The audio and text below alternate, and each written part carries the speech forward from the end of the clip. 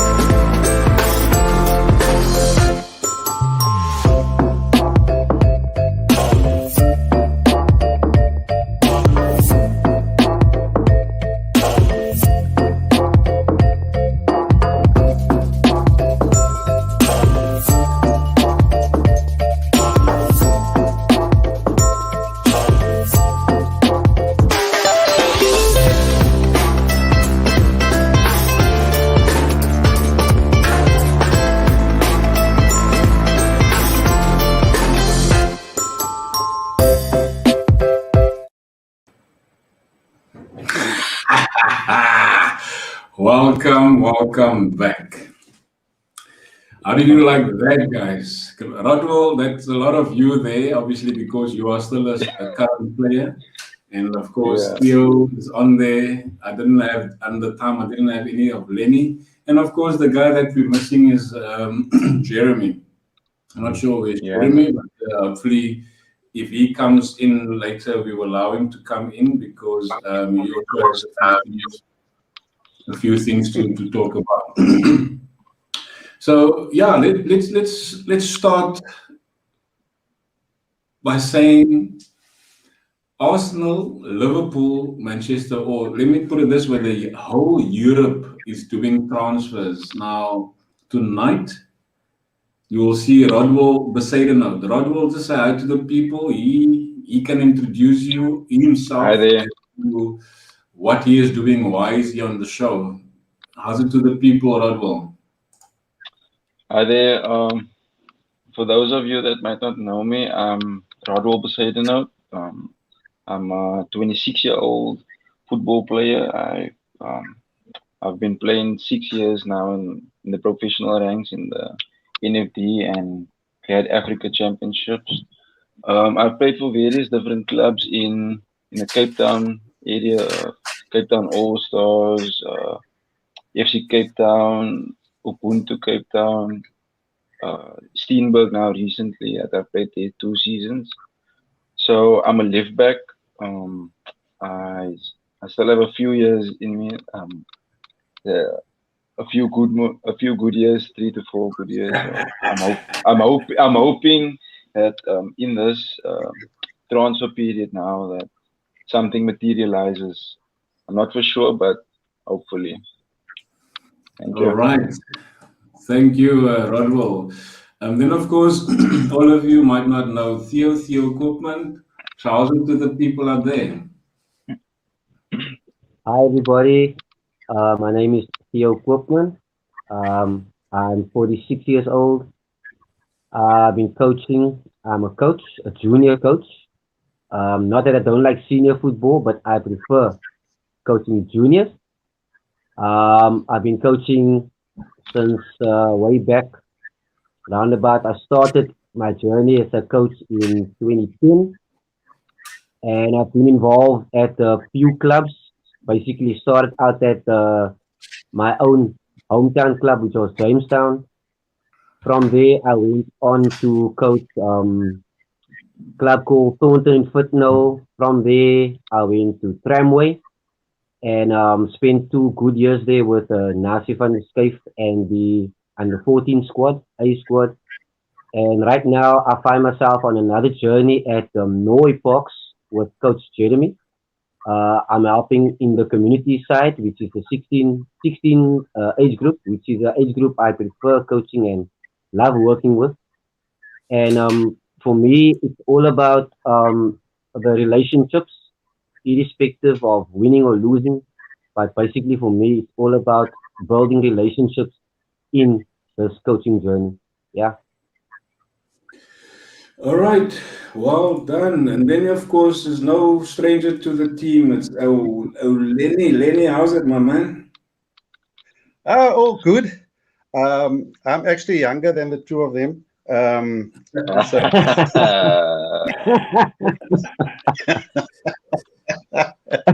now I love my football. I've started 8 years old. I started at Saxon Rovers, then moved over to Factoryton, and then later joined up with Norway Parks. I'm still a member, but not an active member of Norway Parks. But they're still very dear to me and very close to my heart, the club itself. I'm currently managing a team that plays in the church league. So I apply my trade there. But as you can see, the team I support, I'll be the frustrated supporter tonight. Lenny, I've got a question for you quickly. I've got a question for you. Seeing Rodwell is saying he's a left back, and we are looking for a left back at Arsenal. I mean, I showed you his video. I sent it to you so briefly. Do you think, from a point of view of his capabilities, is that something that could have been done in an Arsenal type of thing? I'm not going to bring any hope to him that hopefully Arteta and Edu will call on him, but is that somebody that you probably would have seen happen there? I mean, with his talent, he's talented. You know, with Rodwell, what I've seen and how he plays, the player I would link him up with is Montanelli. Yeah, I said that same thing in my mind. Why I say that is because the problem is with Tierney at the left back and Montanelli also on that side. Both of them are players that hug the line. You know, so there's a bit of a problem. I think that's why they don't play Montanelli so much. But what I've seen from Rodwell, he's got that way of on the line and then he cuts in, which will suit Montanelli perfectly. So we'll trade him that Montanelli and put an Arsenal on it. You know. Well, let's hope people are watching and hopefully they're requesting something from my side. I'll be your YouTube. I will be your YouTube manager or agent. All right, let's go to All right, what's the name is not here, Jeremy. But let's go to Hellenic.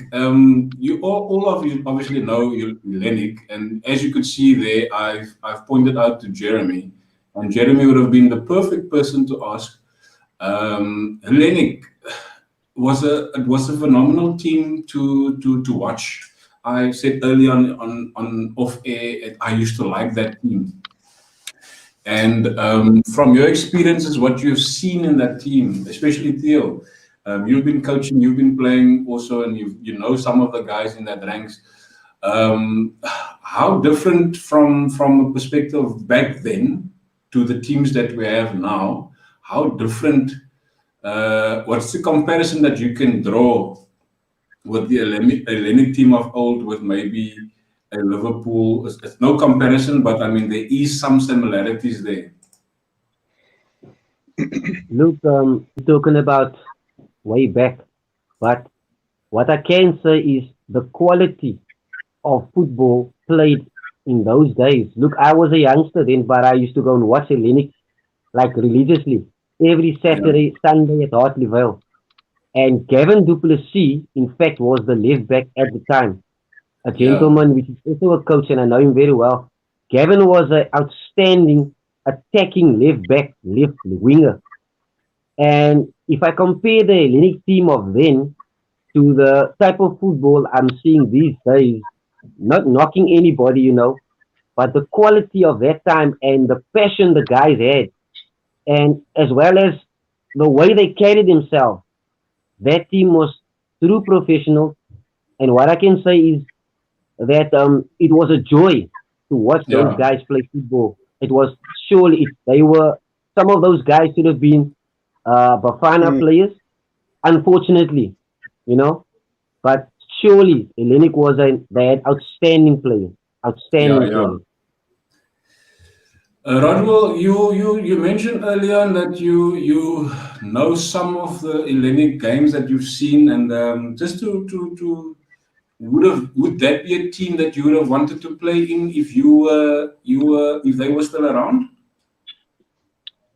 Yeah, I mean, I didn't watch a lot of them, but from what I remember, it was, like any team that came to Cape Town to play Linux, say on a rainy day, they never found it easy against Linux. So there was a lot of aggression, a lot of passion in the way they play, and that's something that in today's game we're missing a lot because back in those days it wasn't all about the money. You couldn't really make a living off of what you're getting, and nowadays it's all about the money. If you can make a living, you can sustain yourself from it.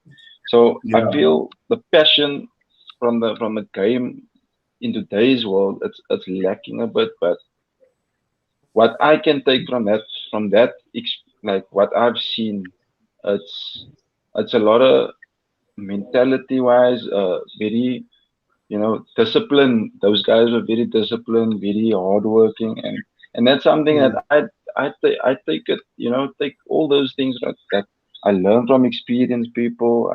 I try and incorporate it into my game, and that's how youngsters see you. Youngsters see you as a respectful person on and off the field, and that's how you want to portray yourself as. So there's a lot all to take right. from, but so yeah.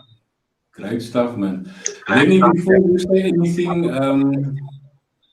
before you say anything, let's just go to the live chats. Remember Des, Lenny? Des is saying there, evening, Oh, Glenwin, and the panel, my the man enforcer. Lenny, the enforcer. Correct.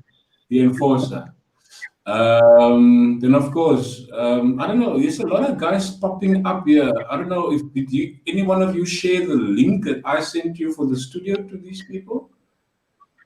Because there's a Nope, Mario Wood, there's a Arnold Wagenstrom. I don't know these guys. nope. Nonetheless, It's- they're not. But anyway, evening, Glenwin and the panel, my man Lenny. Evening, Des, to you.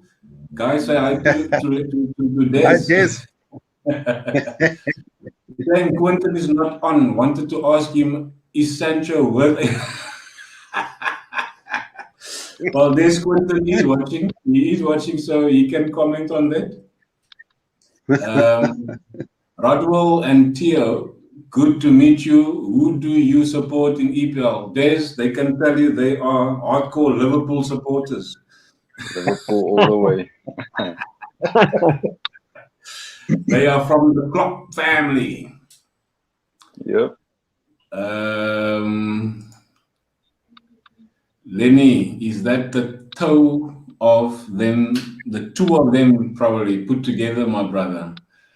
I don't know what he means by that. And then, of course, look like this is the only one comment. Oh, yes, more comments. Lenny is the best team in the world, mate.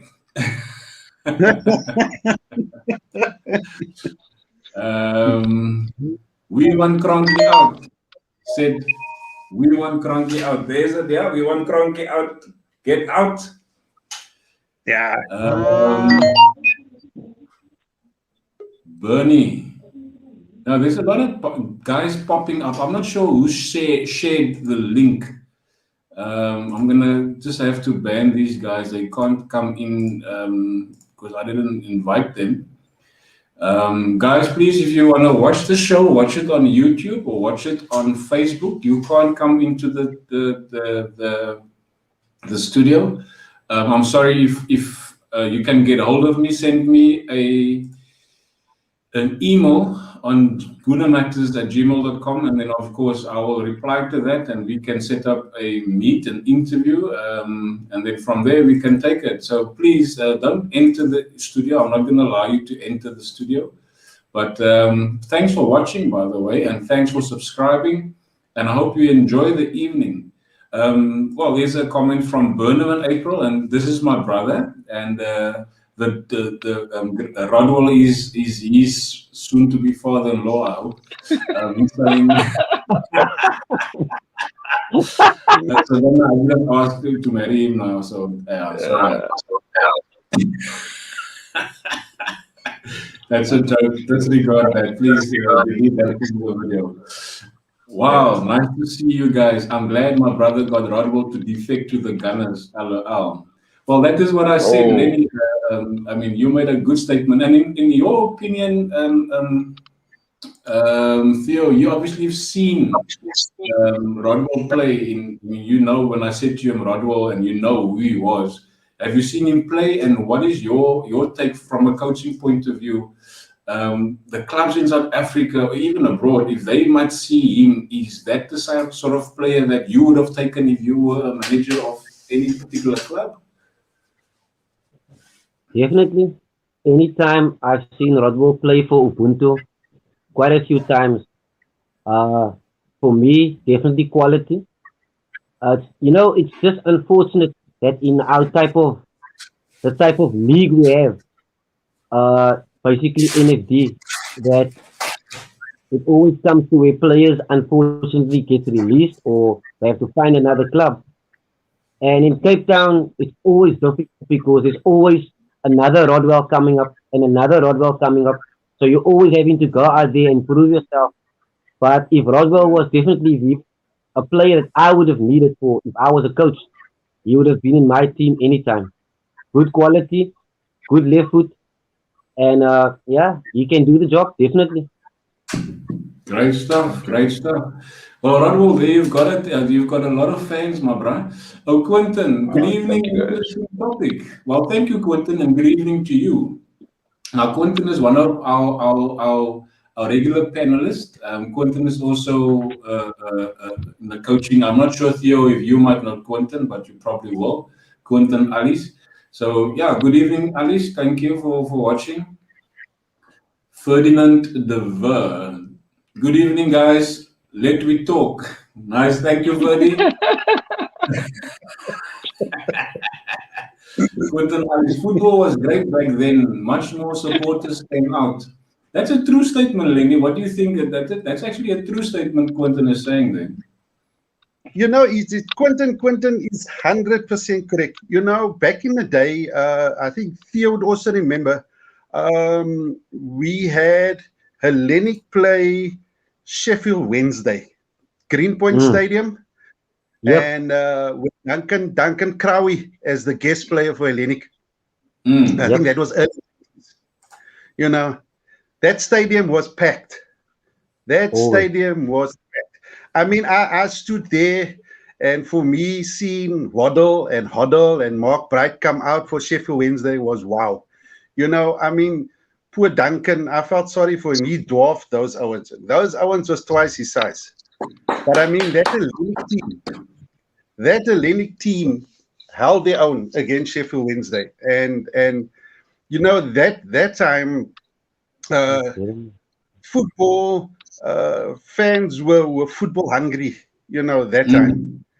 You know, and I think today why stadiums are not so full anymore is it most probably boils down to the marketing strategy and things that is the cause of people going to the stadium. And you know, you throw in all types of aspects, like you look at your transport system also. Back in the days, there was no hassles. You know, you could jump on a train, you can go, you have no hassles. Nowadays, you're not sure if you can go, but coming back is a problem. So these are Yeah. all factors that feels into why people, you know, are starting to stay away from going to stadiums and things like that. All right. Yeah, I hear what you're saying there. Right there, we've got the man back. My Welcome, apologies. Mr. Everybody. Wangard. Yeah, no, there was probably some issues. There's a lot of guys popping up, and I thought that might be you. And there was a Toza guy here as well. I don't know who that was. But nonetheless, you are the right person to talk about what we just said about Hellenic. Introduce yourself quickly, Mr. Weingart. Say hello to the people. There's a couple of people watching. I think it is so far 8 people that is watching. The Okay. floor is yours, my man. Yeah. Well, thanks for having me on your show, Glenwyn, and also you know, to all the other guys who's joining us here. And yeah, look, I'm involved with running a non-profit organization called Life Zone Sport International, and I'm engaged always in football activities. I'm currently with Norway Parks Magic. We've merged our football club, Life Zone Soccer International. We've merged with Norway Parks Magic, and yeah, and I'm also involved as the head of youth at Norway Parks, amongst other things. Some of the other things that I do is that I'm a regional technical officer at South of Cape Town, involved with coaching and training coaches and so on, amongst a few other things that I do. Yeah, so I've been fortunate to play a bit of pro football from 1990 to 92, and then I retired at 28. And What football player retires at 28? long story, we don't have time for that here. But anyway, so yeah, I kind of stopped, and then but since then I've been involved in a lot of different football projects. Live Zone is my passion. It's a non-profit organization which I started. We've subsequently taken we've done 7 tours to Sweden with kids, taking 10 teams, different teams, and coaches from our community, just to explore different culture and to enjoy football. So I love football, but I also love the kids that I work with, to see how they develop and how they grow. So that's a little bit about me, and I'll just leave it there for now. All right, cool. Well, thanks a lot, Jeremy, for that intro, and all the best with your projects. And I know you and Theo obviously go a long way with your clubs. But yeah, all the best, and I hope there's many good things that come your way, and that you will excel from strength to strength, my brother. Just on the topic that Lenny spoke about of Hellenic, and I said Hellenic was one of my top clubs back then. There, your name is Jeremy. That is you, right? Yeah, I think so. That's right. That is you. Having to play for a club like Hellenic and being transferred to a place of going to, I think, is Santos. This is Santos? Or what club is that? Santos, yeah. Santos, wow, there you are again. And then, of course, yeah, that is, I think, what I took from what you sent me, or what I took from you. I stole from your profile. No problem. The sorry, the transfer period, your experience that you had from one club to another club, in terms of where we find ourselves in the transfer market in Europe. How is it for a player to feel when somebody else showing interest in him? Yeah, look, I think it's probably the human element that kicks in, where you feel valued, you feel like you are part of a, I wouldn't say an elite group of players, but because the competition for playing professionally is so tough. But when other clubs reach out to you, and they feel that they want you to play for their club, then of course it makes you feel like you. It also affirms your ability as a player, because you are also competing with players, your peers who are also playing at a very high level. You have to compete with getting into a team where there are also players in your position. So you have to constantly be very, you have to be self-confident, but not in an arrogant way. You just have to Yeah, know that you have a certain ability, and that people are seeing that. And in turn, you then have to make your own contribution in a way to the team that you are signing for. yeah, great stuff. Yeah, let's just go back to the comments quickly. There's a couple of comments there. Where were we? Yeah, we were there with Quinton. He said, yeah, back then there was much more supporters coming out. Savannah, hi Savannah. Guys, we're not gonna get a wedding on the show now, no? Nah, leave that for another day.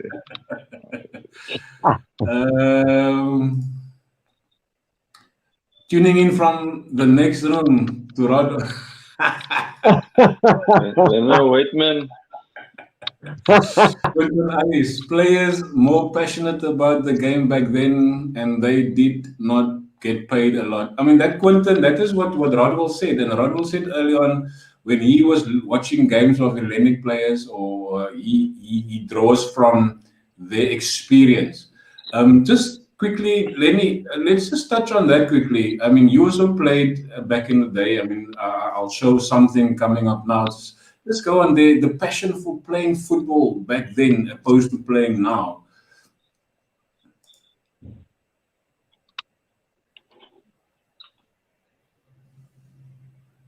Lenny, your mic. Your mic. Keep switching off. Okay. Am I on now? There you go. Yeah. Here you go. Back then, when guys played for the club, there was that passion, that love, to excel, to improve, and then obviously you still had those coaches that was high. There's Lenny. Player and coach. That was with me. Actually, if you look at the bottom to my left, it must probably be to your right, there's a gentleman down there by the name of Mr. Vincent Hevel. Just them will all know him. Vincent Hevel. He was actually our manager at the time. I know this was the build-up to a knockout final against our rival Saxon Rovers at the time. Yeah, so Vincent always had a saying. He says, "Why do you complicate football? Soccer is simple." And these were great coaches that we had back then.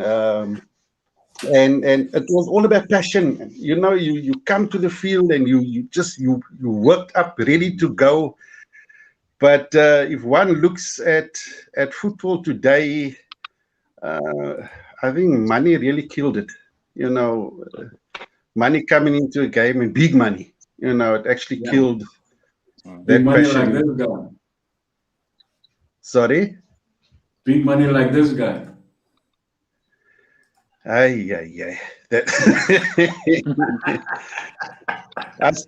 I still maintain that 250 mullahs on a container somewhere on a boat heading towards London or something like that. I don't know.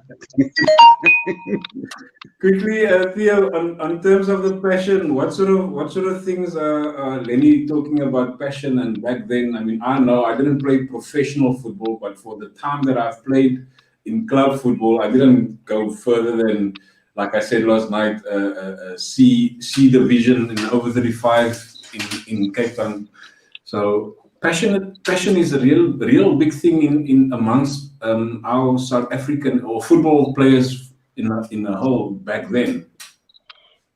You know, I'll tell you this much.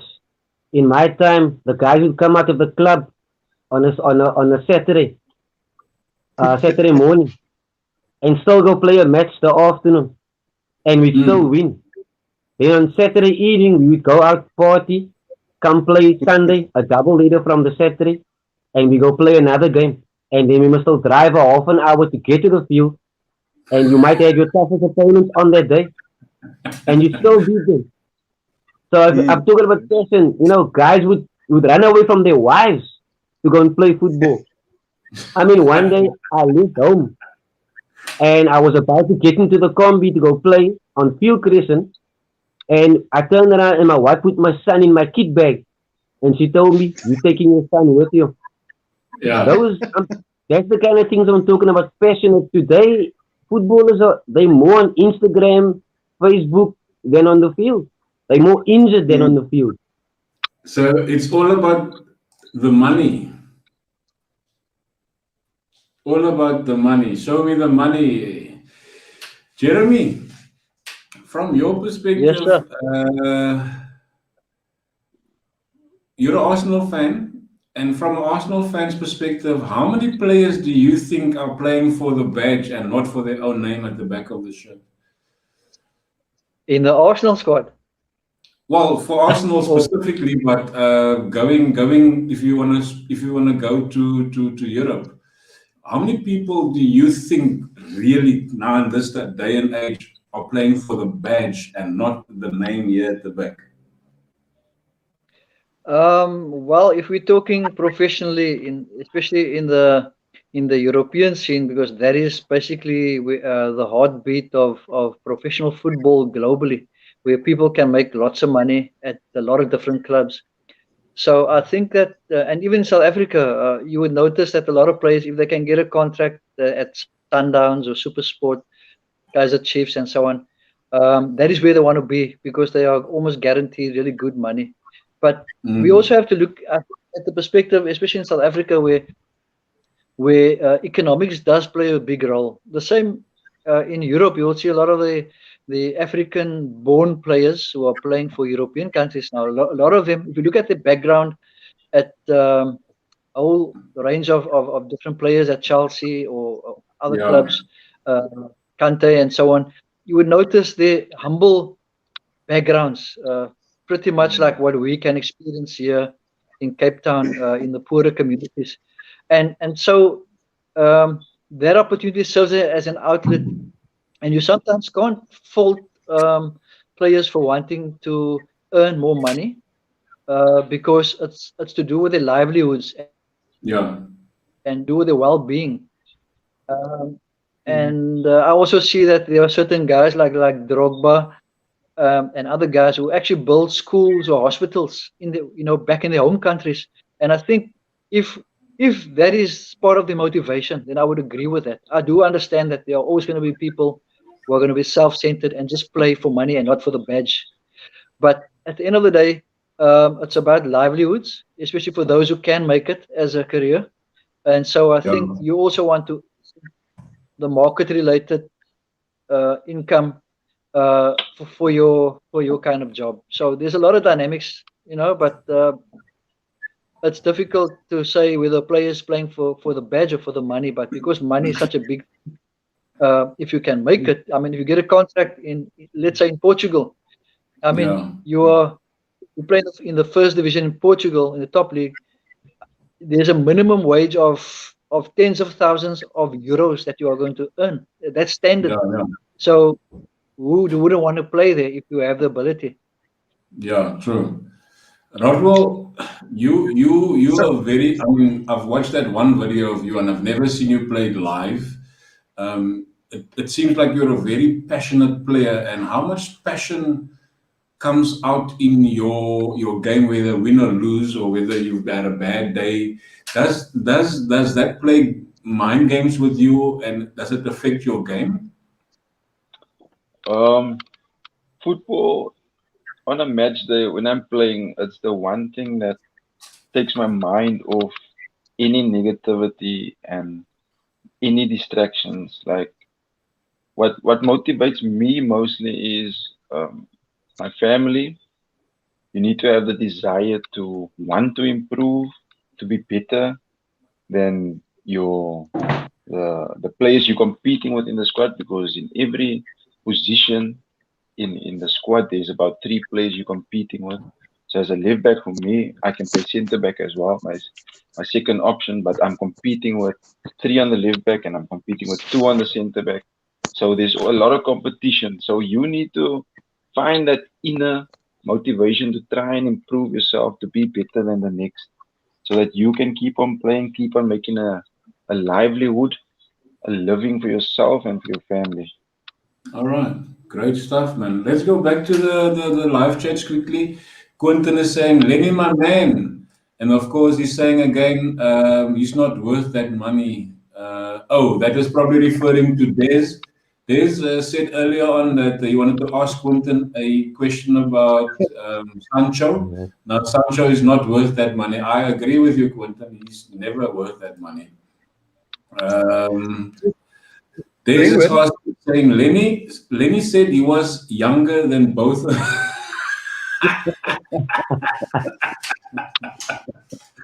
Yeah, that remains to be seen. Thanks, Quentin. I didn't think so either, my man. That is just the guys who's chatting in the comments there. We should sign Rodwell to the Gunners, Glenman. Well, I rest my case, Des. There, Lenny said it. Jeremy, do you know Rodwell? He's a left back. He's played recently for Steenberg. I don't know if you know him. He's quite Yeah, a I haven't watched. phenomenal. Hi, Rodwell. I haven't watched much NFD Jeremy. football.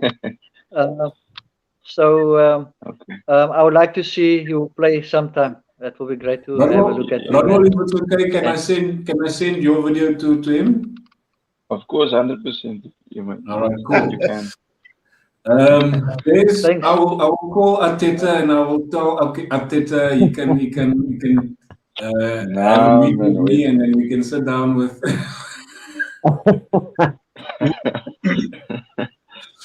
Theo, would you like to be my manager of Arsenal if Ateta leaves? No way. What do you say about that, Theo? Would you want to be a manager of Arsenal or rather of Liverpool? I wouldn't want to be a manager in If the any of pay is the okay. EPL teams. Oh, what is that? What is that, Jeremy?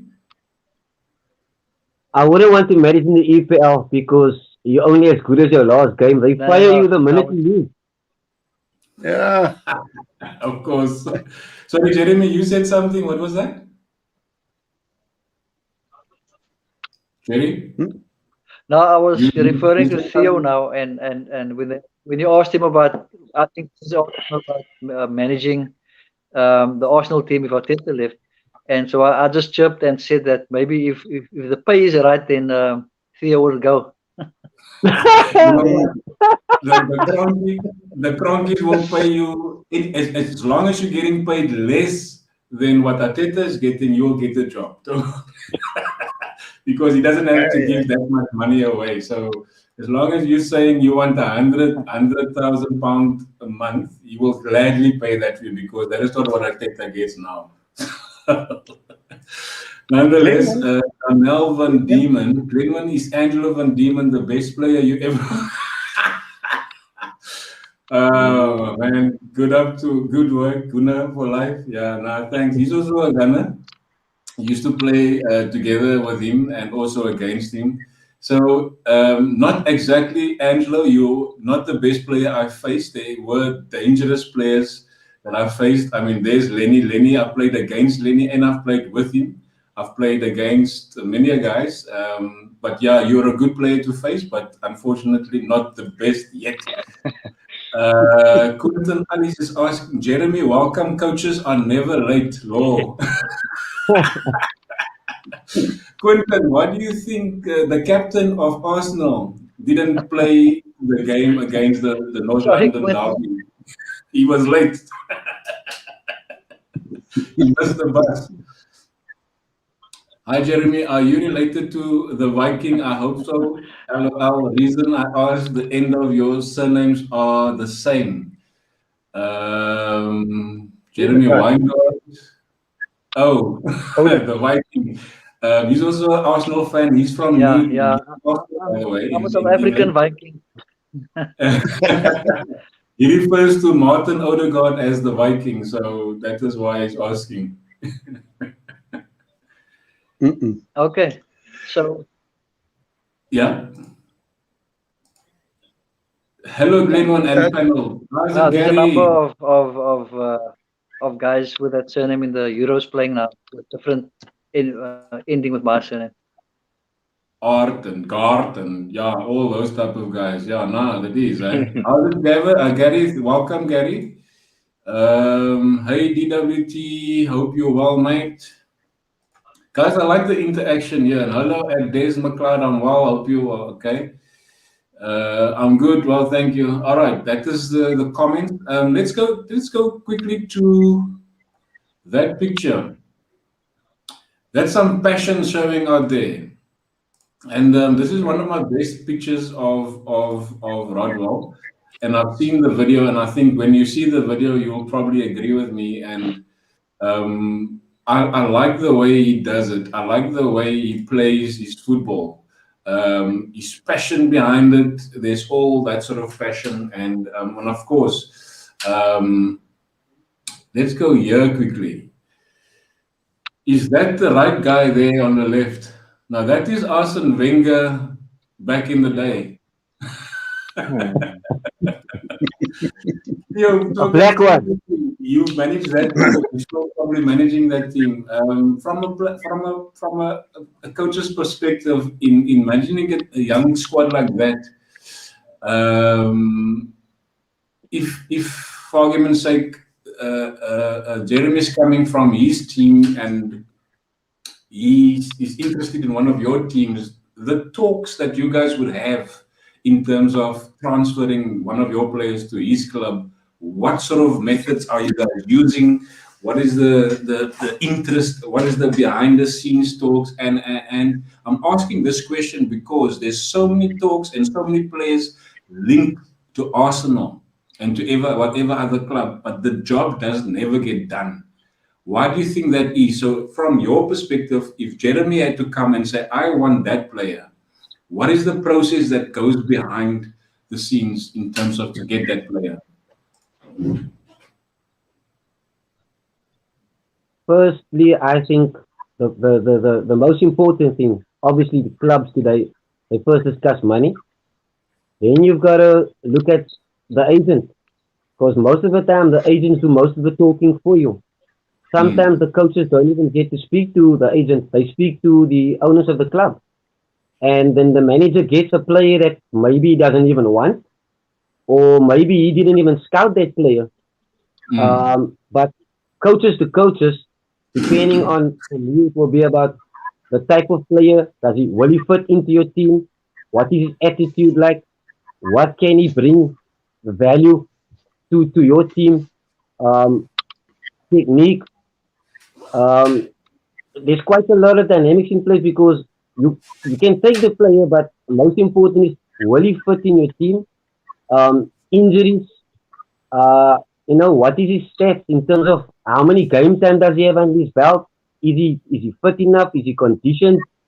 There's a lot of things in place, and at the end of the day, internationally, it just comes down to the right price.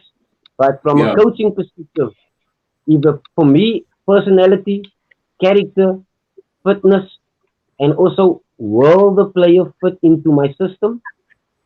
If Jeremy and myself, if we coming on the same type of philosophy, same type of coaching methodology, then the player should fit in.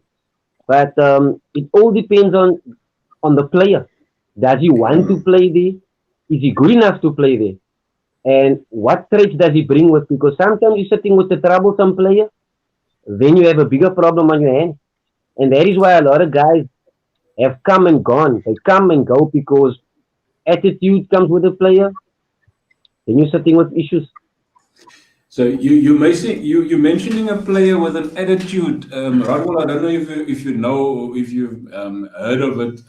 Matteo Guendouzi. He's playing Yes. currently for Arsenal. That guy has got an attitude. Yeah, In he's your quite opinion, young still. he's still young, as I think 22 or something like that. Now he had an argument with not an argument, but there was a fallout apparently between him and the manager. So you're still currently playing. So if there's a bit of a tiff with whatever the manager said and you don't agree with it, from a player's perspective, is it right for you to act the way some players do? Do you think you're bigger than the team, bigger than the club, that sort of thing? Talk us through quickly from a player's perspective. How should he respect his manager? First of all, a player is never bigger than the club itself. You have your teammates there. You need to respect them.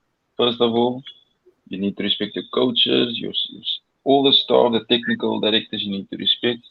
The way you handle it, like I feel, if you want to speak to your coach or if you have some conflict you want to deal with, do it in person with him. Don't do it out in public in front of your teammates, because that just shows a lack of respect that you have towards him and towards your players themselves. So to me, you deal with those things in private, and there's a certain um an extent to you can't you there's a barrier that you just can't pass in terms of showing attitude. There's a certain amount of um you just need to level yourself, be balanced when you're speaking to your coach. Don't go overboard, because that is the guy that needs to play you.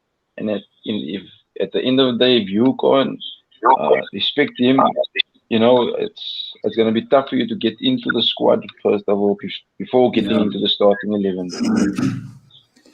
Lenny, do you think from a perspective of, like, I'm going to make the example and I alluded to it earlier on.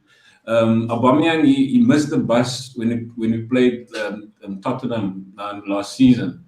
Arteta decided to keep him out. Now, many times he didn't perform last season and Arteta still kept him. Rodwell now, he said it very, very clearly. No player is bigger than any club or any team.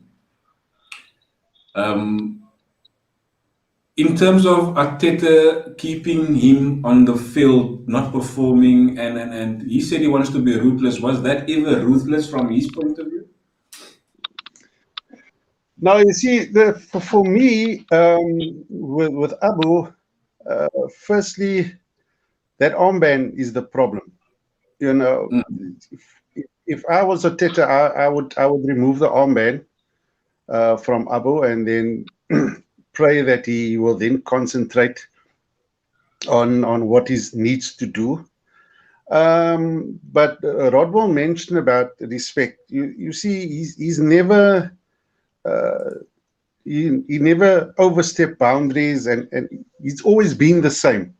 Yeah. So I think that kept him there. Whereas Guendouzi, talking to another player about salary on a field, that is disrespectful. Well, Abu's not in that way. He's not inclined in that way. He showed leadership. Respect what the manager says. Is when he comes off, there was that why are you taking me off? But there was never disrespect. So good on him for that.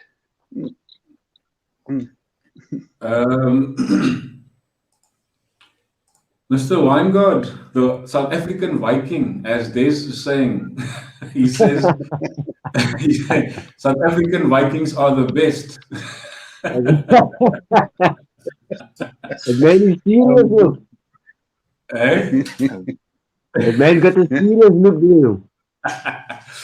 So you played under a few managers, Jeremy. Thank, What can you sort of thank this. what can you sort of bring Yeah, no, across thanks for the to compliment. Jeremy? Can you hear me? Jeremy? Yes. All right.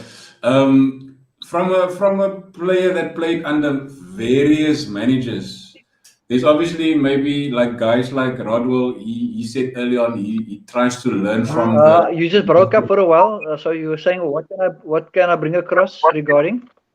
yeah. What can you sort of enlighten younger players in terms of how Yeah.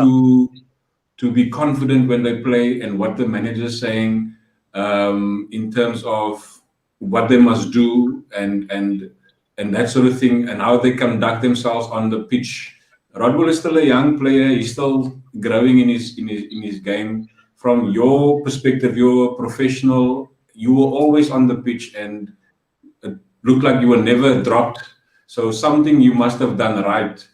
So how can you teach these youngsters how to conduct themselves on the pitch?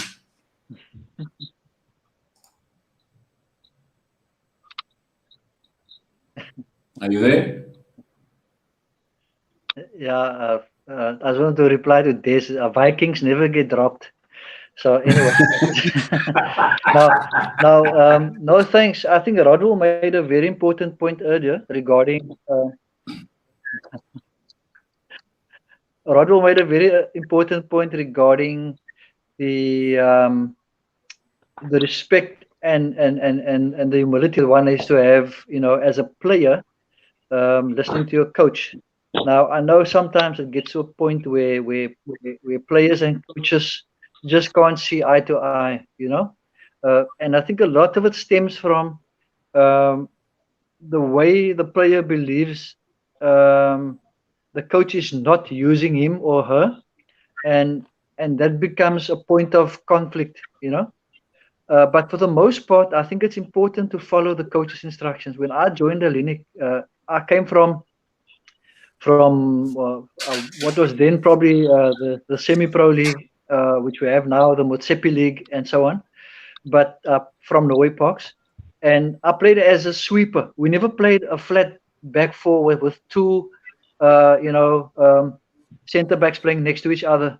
We used to play as a sweeper and a stopper, the number 4 and the number 5. My role was as a sweeper. When I went to Hellenic, I was thrown in at left back. I was thrown in at right back.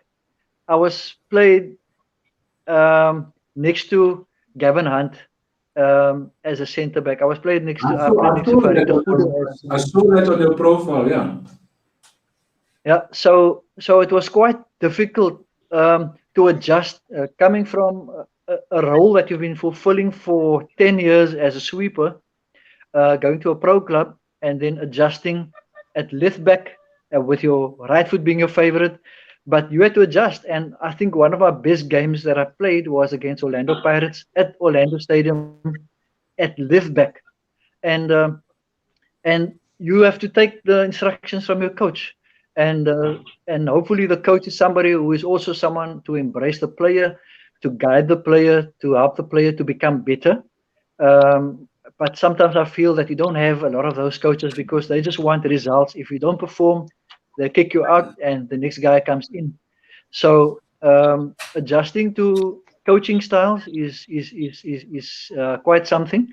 You need to have thick skin, in order to navigate professional football, and you've got to take everything with a pinch of salt, but also trust the coach's judgment. Trust the coach, because the coach knows what he or she wants to accomplish. All right, great stuff, Rodwell. There's a question for you on the live chat. Quentin is asking, Rodwell, how difficult is it when you transfer from one team to another team, and how long does it take to understand the new coach style and the players at the new club?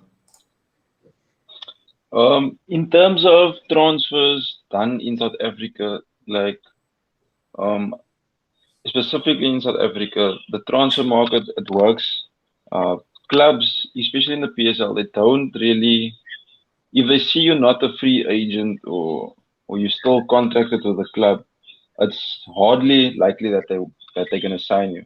So they prefer you being a free agent and paying you a large sign-up fee, which say a club like maybe Chiefs, Kaiser Chiefs sign you, they pay you a sign-on fee of say 700,000.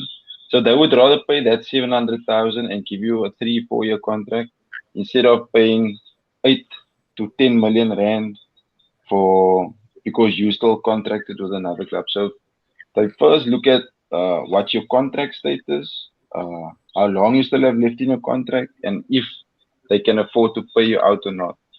But in terms of adapting to a different coach's style, I think that is where you are going to have to be very strong. Because if you mentally strong, not just physically, because if you come from an academy or a professional background where you've been playing position football or keeping the ball most likely, and you go to a different team, say a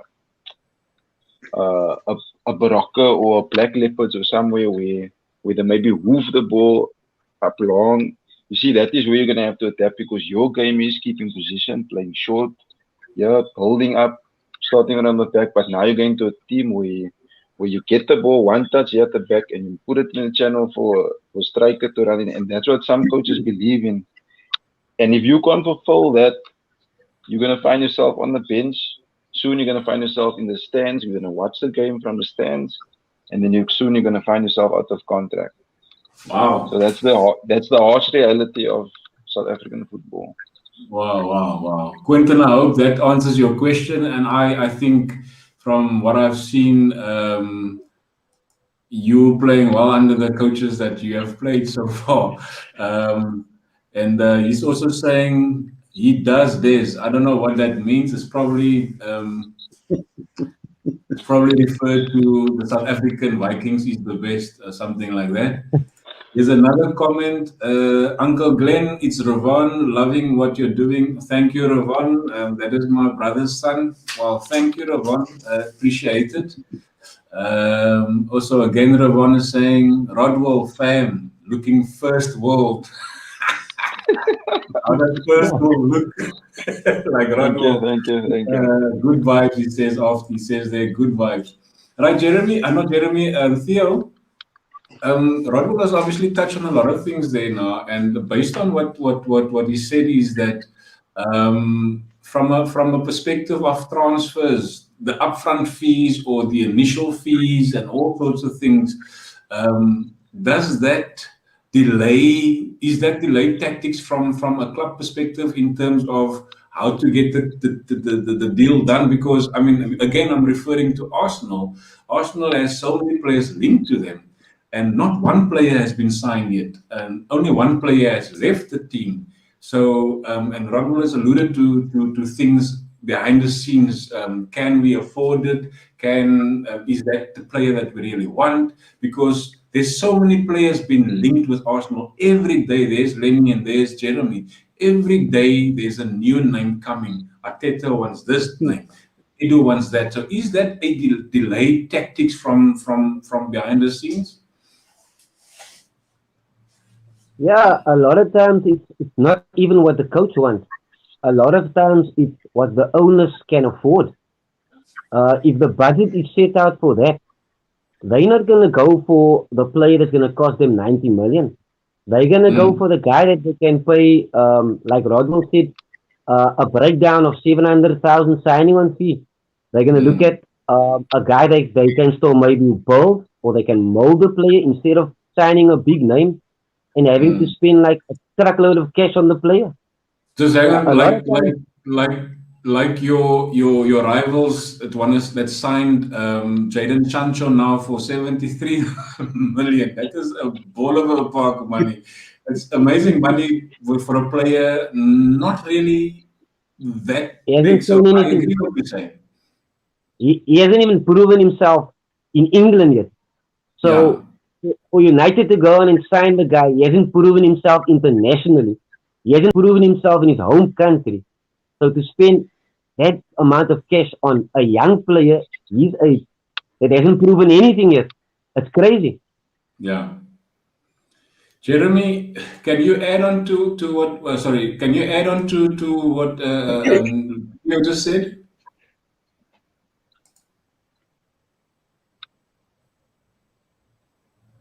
Jerry? Load shedding. Yeah, no, I think he makes a valid points in terms of the of, can you hear me? Yes, we can hear Yeah. you. No, can you hear me? Yes, Yeah. we can hear you. I hope you can hear me now. Okay. Now, in terms of the different players that who coaches want or don't want, it becomes a problem when when the coach feels that this is not the player. But at the moment, I think Arteta has some kind of leverage at the club, together with Edu, of course. Um, but in general, I think players coming into the club, it depends on the budget, and I think that's why a guy like Lacazette or is, they trying to sell him off, and of course all the other problem guys like Guendouzi. I think Hector Bellerin is maybe leaving, so I think and I think they want Granit Xhaka out as well. But at the end of the day, it's about budget, and I think also to do with how does this player fit into my structure, my system, my goals, the vision I have for the season. So Yeah. you want to have players in there that will strengthen your team, that will create team ethic and so on. And I think, and then based on that, and of course affordability. If the club can afford to buy players, never mind if they are overvalued, like Jadon Sancho or somebody, he's going to fulfill a particular role because the depth in that squad is going to be so deep. uh, you know, if if one of the key players gets injured, when you look at the bench, you're going to get more fire coming out there. And I think that's how Yeah. a lot of other coaches approach their transfers. Is that I want to have depth, and that's going to be the defining factor at the end of the season when we are facing challenges with injuries and suspensions and all that stuff. So I think it's All about the right. depth as well. All right. Good, man. Here's another question for Roddy. Roddy, question. We love you at Ubuntu. What's next? What's new for you? Probably next and new. I told you earlier on before Um, we went live, this is going to be a question to ask. I will know that. yeah, I know him very well. At the moment, I can't say it. There's nothing that's confirmed yet, but um, I'm keeping my eyes open. We're all looking into some stuff, so hopefully something pops up. I can't be for sure yet, so I can't give clubs names yet, but Amazing. there's some things in the pipeline that we're working on. So All right, cool, stay tuned. man. Maybe Arsenal is one of those destinations there, man. Here's a question from Quentin, Jeremy, Theo, and Lenny. What do you guys think we should do to bring the passion for football back in Cape Town? Jeremy?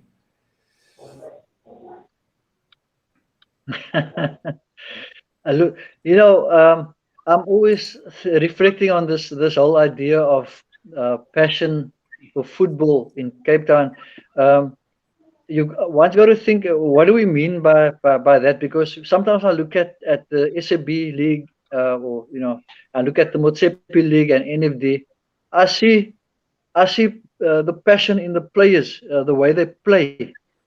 So I don't know if you're referring to to the passion for football from the spectator side, because there's clearly been a significant shift with the unification of football in South Africa, and especially at the local level.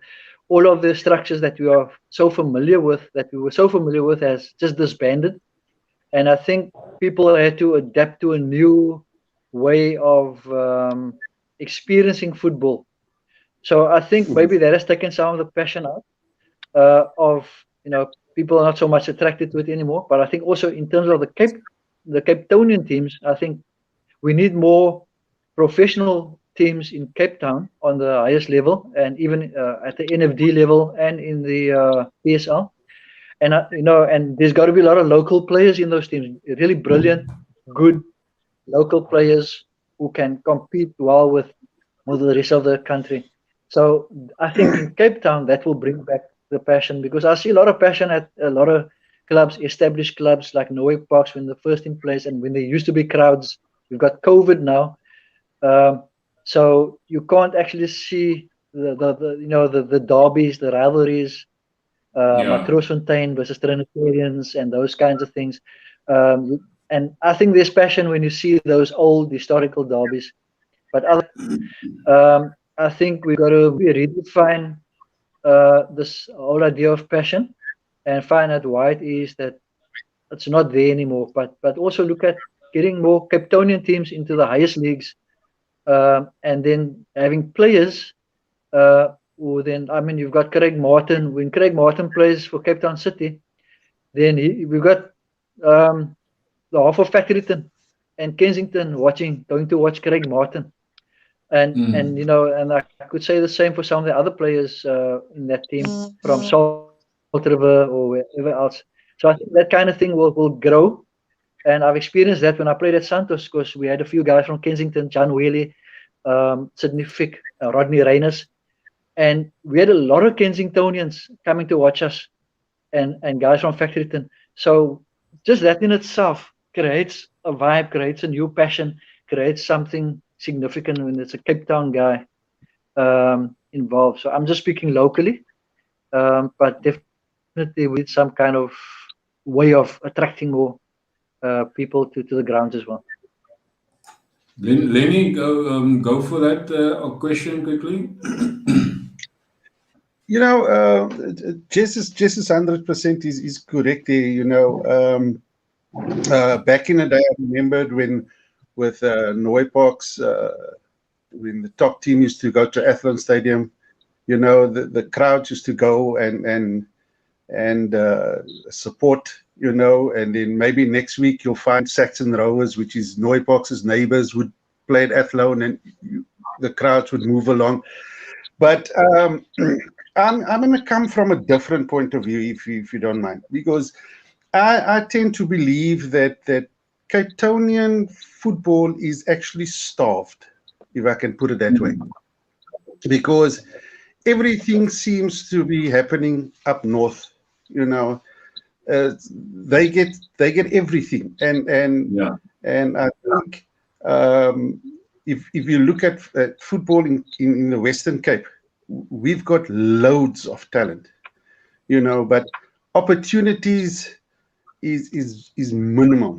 And like Jess said, to get more into the NFD and PSL from Cape Town would be awesome, and that is one of it. But for me, basically, everything is Joburg based. Everything is there, and which is sad. And I'm even going to. That's why I said I'm going to go. I actually had a look at our under 23 squad, our SA under 23 squad. Front.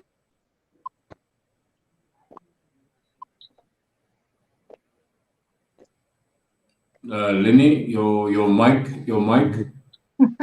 Mike. Your mic.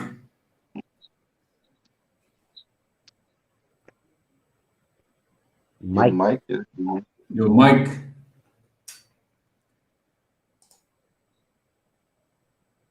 Sorry. Like I said, now with the under 23 squad, I had a look at the SA under 23 squad. We've only got 4 players from Cape Town. Like I said, a goalkeeper, 2 defenders, and a striker. That's all. When I look at our Bafana squad, our senior squad, no players from Cape Town, none whatsoever. If I go further, if I go back, back in the day, not back in the day, not back, we had brilliant football players here in Cape Town that never saw a Bafana squad. But the minute they moved from Cape Town to Johannesburg, they hit Bafana squad immediately. So what does that tell you? We've got guys in Joburg that is juggling everything. So let's give the Orlando Pirates, the Kaizer Chiefs, the Sundowns, the Super Sports preference over Cape teams. Is now it's so I'm looking at it from that way, that perspective. So it's very sad. It is sad, eh? Quickly, Mr. Theo, just quickly on that question, that we can move on from there. Yeah, personally, I think that we as Cape Townians need to change our perspective, the way we look at ourselves in terms of professional football in Cape Town. We fingers at Joburg and say a lot of things, but you know what? We need to look at ourselves, our communities, where footballers are coming from, our community clubs, where the kids are coming from. Are we doing enough, to produce the next professionals? Are we mentoring these kids? What roles do we play in their lives? Because as much as we want to say guys are only making it when they go to Joburg, we need to get on par with either what they're doing, so we can get that type of footballers. Yes, we have a lot of talent, but where are they? We have a lot of talent in Cape Flats, but where are they? Are they coming through, and why are they not coming through? We need to ask ourselves the hard questions. And then the last thing I want to say is, Umoya has just gone up for sale. We are losing out because we're not getting the money in football. We're not getting the right money and the right investors in Cape Town football. All right. All right, Quentin, I hope that answers your question. Des is saying, Quentin, the people of Cape Town need to join Gooner Matterz to help get their passion started at least. Thank you, Des. Yes, please subscribe to Gooner Matterz. Also, hit the bell for all the notifications. And if you want to get hold of me, you can get hold of me at goonermatterz@gmail.com. So let's go back to the... Mr. Wood is saying, Roddy, we love you. Oh, I read that already. There's, something. Mr. Wood is saying, Theo, say something about Rafa. What about Rafa? Benitez. Sorry. Good guy. The right guy for Everton. Comes from Liverpool. Didn't Rafa say Everton was a small club, but they have Arsenal's old owners, so they have money? Yeah, Des. Mr. Woody saying, easy, Des. Quentin, Des, keep it clean, law. It's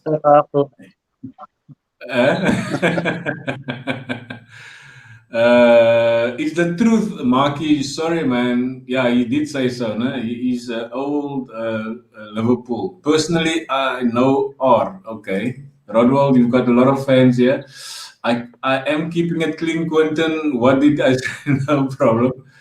Ravon is saying there's definitely passion for football in Cape Town. There is, however, a massive lack of opportunities for younger talent. Creates despondent mindsets at an early age. That is an actual good point, Jeremy.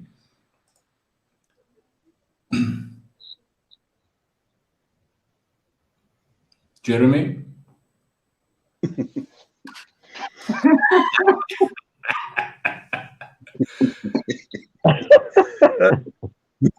No cheating. Let's hang on with Jeremy. Rodwell, what do you, there your brother-in-law is saying that there's definitely passion for football in Cape Town. There is, however, a massive lack of opportunities for younger players creates despondent mindsets at an early age. How can you respond to that? Yeah. Yeah. I think Theo touched on that as well. Yes. Can you hear me? Sorry, Radwa. No, that's fine. All right, I'll give you a chance now. Sorry, there's a huge delay from your side, Jeremy, but go for it. Sorry? You can go for it.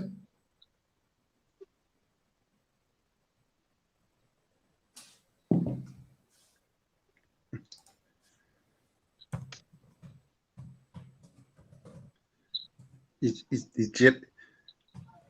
Jeremy nie sê? Load shedding. All right, Radwa, you go for it, bro. Yeah, I was about to say, like at a young age, like when you go for a trial or you go for an assessment at the team, like Okay. there's always Can you hear me clearly now, guys?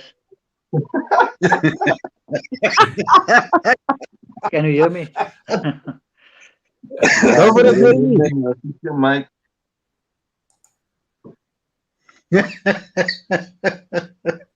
Sorry? That's not. You can.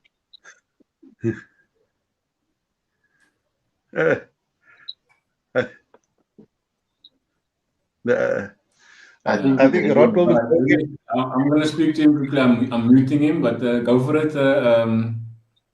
Sorry, Radwell. Sorry, man. Okay. Third time's a charm. Look, as I was saying, like if you're a young player and you're going for a trial or an assessment at say a professional team, you must go in with a mindset of knowing that not everyone is gonna like you as a player or like you as an individual, but you need to be mentally strong to go into that assessment and to prove to yourself that you are worthy of making a team or being selected.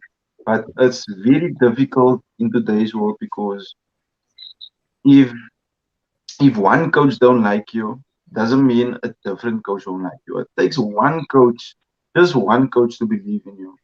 And once you get that opportunity, I know of many players that were rejected so many times, and they got one assessment, one trial in Europe. They're playing second division, so in Belgium, Sweden, Finland. I know of a couple of players. They got one opportunity and they made it there. Some of them getting player of the season, some of them getting top goal scorer. And they're earning good money over them. They can make a living for themselves. So if you don't make it in South Africa, which we all know is very difficult to make there, you shouldn't feel despondent because you know there is other opportunities out there. So as a youngster, never give up. Always believe in yourself and always trust in yourself, because you know you are worthy of much more than what someone else thinks of you. All right. Ravon is asking, how has the lockdown affected football as a whole besides the full stands? How does it affect? Yeah, I think we've alluded to that, Ravon. Quentin is saying, apologies for my vague question, but you covered it. Thank you. Let's see how Mr. Quentin, he tells us that money talks in Joburg. That is what Savannah is saying. Des has got a question. How does the scouting work in Cape Town, and does it need changing?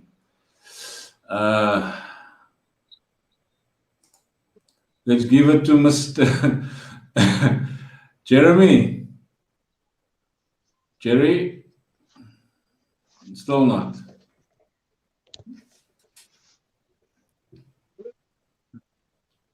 Jeremy?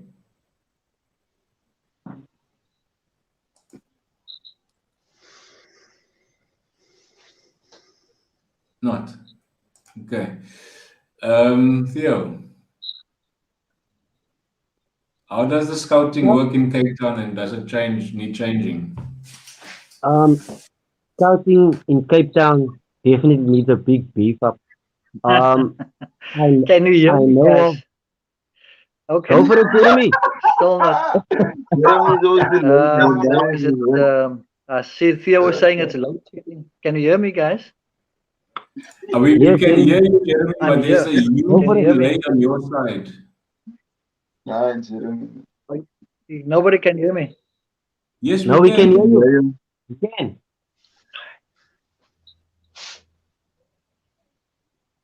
I think there's a massive delay. Yeah, there's a huge delay there.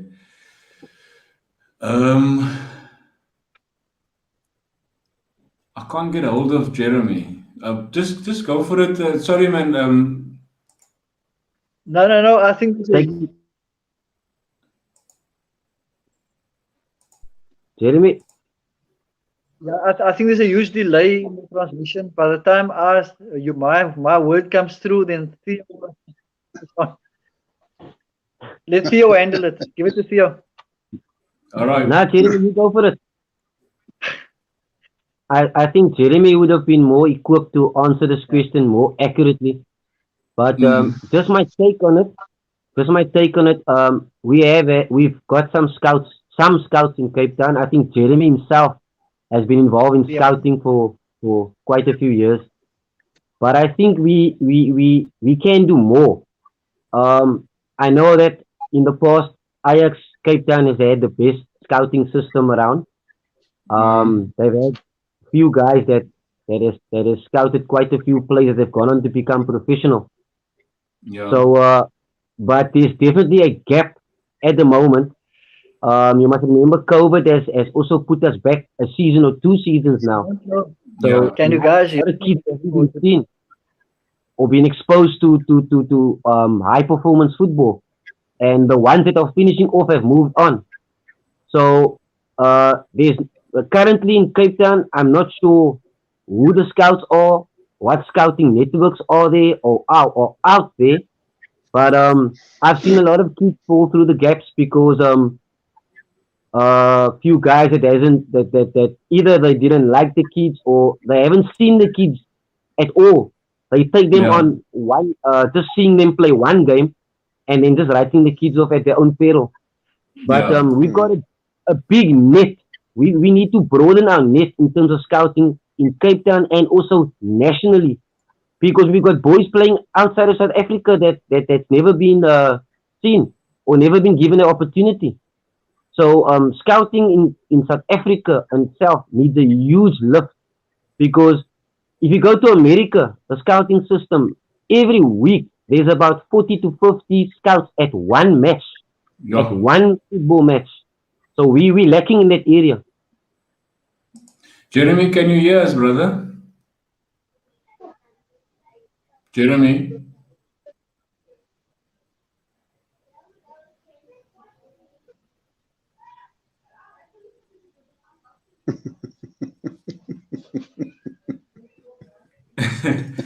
Anyway, yeah, guys, I can't get through to Jeremy. I think we've Seems we've reached like a he's in time Bunny Street in where Kensington. sorry, Des, sorry, Lenny. I think he's like at Noy Parks' headquarters in Bunny Street in Kensington.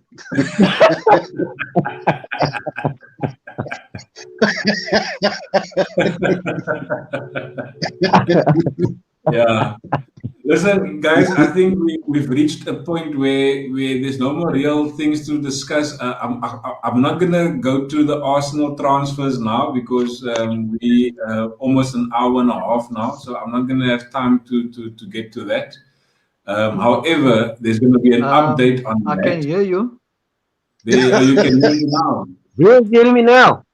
Wow, where Here were you you, I can hear go. brother? you guys, but I think there's a Yeah, so delay there's a, with the network here. So yeah, it's a Yeah. trying to very huge start to delay. another network quickly. Okay. There was a question from Des. And Theo, he tried his best to answer it, and he said you were the best guy maybe to answer it because you were part of it. Question was that how does the scouting work in Cape Town, and does it need changing?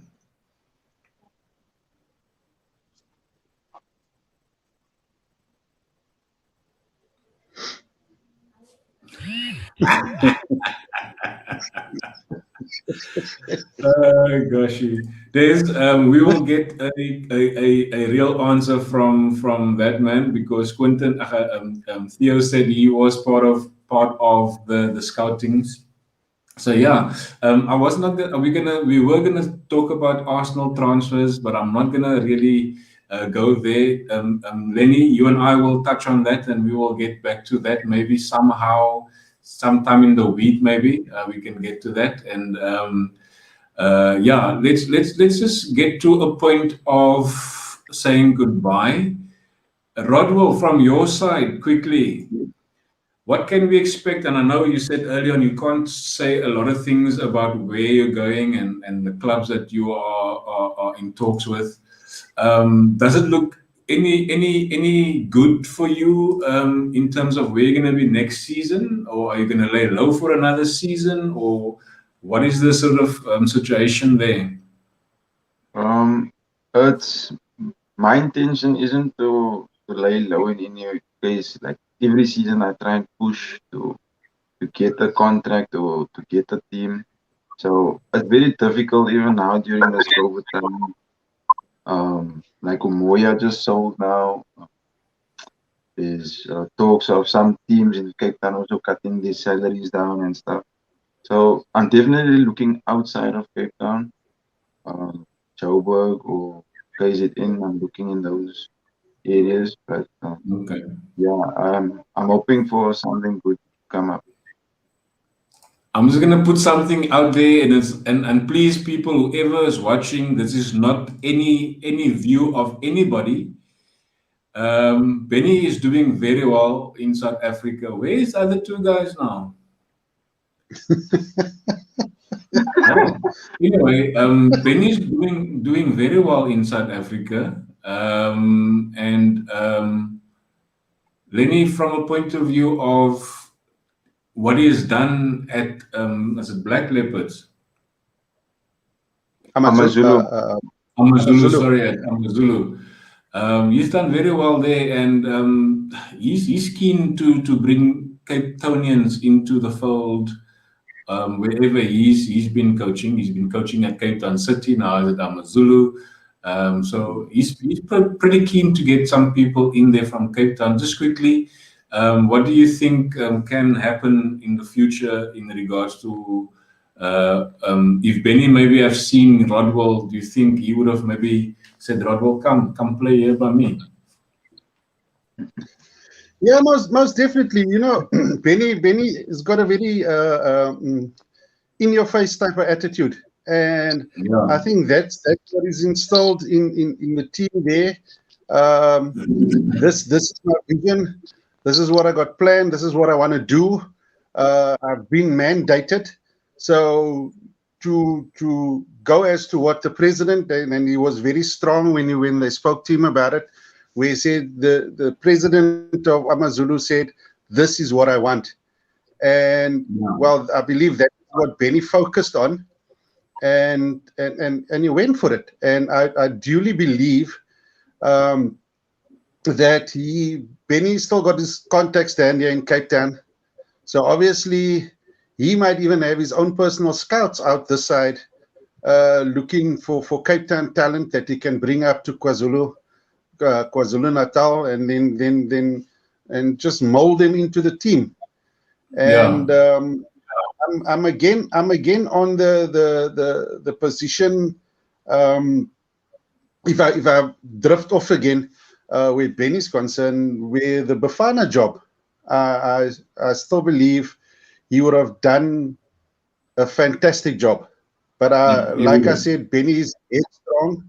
Tell it like it is. Most probably tell Safa, I want to do it my way, and you don't interfere. And I think that was the reason why he didn't get the position. But yeah, I see a bright future for Benny and Amazulu if he remains there, if he's not persuaded to go somewhere else. So yeah. Great stuff. Quickly, Theo, from a point of view, from your side, quickly, what can we expect from you in the future? Can we see fireworks from your team. Are you there, Theo? Theo, are you there? There's no load shedding there by Theo as well. In Bunny Street too. Jeremy, welcome back. We're almost about to say goodbye now. Just quickly from your point of view, before we say goodbye, what can we expect and see in the near future from Jeremy Weingart, and how can we incorporate certain aspects from a project point of view with Gooner Matterz? Because I would like to stay in contact with you, and also, like I said to you when you phoned me the other day, to get live footage from where you guys are at. Just quickly tell us about your plans going forward. Yeah, look, I think at the moment you can hear me now, eh? I hope so. Yes, we can. Yeah. Yeah, look, thanks again for the invitation. I really appreciate it, and nice to engage with the guys here, and also with Des on the far side of the world. He's in Newcastle all the way. Yeah, okay. And England, Newcastle, not South Africa, England. oh, okay. The Geordies. Yes, So, the Geordies. anyway, with football, I'm like I say, I'm involved on many levels with SAFA Cape Town, with Noe Parks Magic, with Live Zone, and I'm just involved with the kids, are trying to assist them with their own personal development, not just as footballers, but also in general in society. How they experience and live in society. So yeah, look, I'm open for any discussions that you want to have with regards to Gooner Matterz and so on, and hopefully this forum can grow, and yeah, I'll support you where I can, with in whichever way it's possible, and but as far as I know, I'm just really excited about what can still happen. I know we are challenged with COVID, but COVID is not the ultimate defining controlling factor in our lives. We need to understand that we've got to coexist with it and overcome the conditions that it's setting for us. Yeah. All in good time. So we're still working through all of that. All right, cool. But it was great man. meeting all of the other guys again tonight. Theo, Rodwell, nice meeting you too, and Lenny again. So this is a good forum for all of us to meet and to discuss a couple of things. Yeah. So Great thanks. stuff. Great stuff. Don't go anywhere yet. Theo, your last words. What is it that you can say to us? What can we expect from your events coming up soon?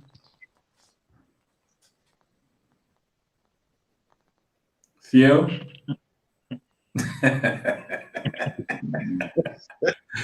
That is what we had with you, Jeremy. I think I infected him with a load shedding virus.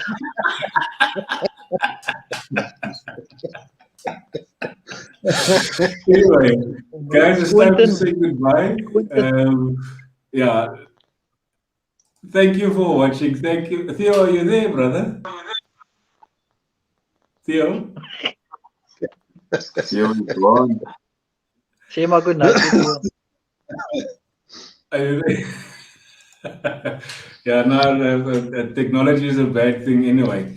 Guys, thank you for coming. It is always nice to have you. Rodwell, it's not the last that we hear from you as well, my man.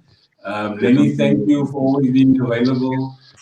Jeremy and Theo, I thank you guys that you are available for this. And like I said to you guys individually, I would like to still be in contact and going forward on this platform and even beyond. But yeah, I'm very, very happy, and I'm very stoked about what was discussed. And I hope the people out there can see now how difficult it is for a Arsenal or a Liverpool or a this and a that to get their players, and from a player's perspective, a player's view, how excited it is to go to the next club. But yeah, for anybody who wants to get involved with Gooner Matterz, you can get me on goonermatterz@gmail.com. And please hit the like, smash the subscribe, and ring the bell for all the notifications. And without any further ado, I want to leave you with this. Mask up, sanitize, social distance, and be safe out there. And God bless you. Thank you. All the best, guys. All the best, Rodwell.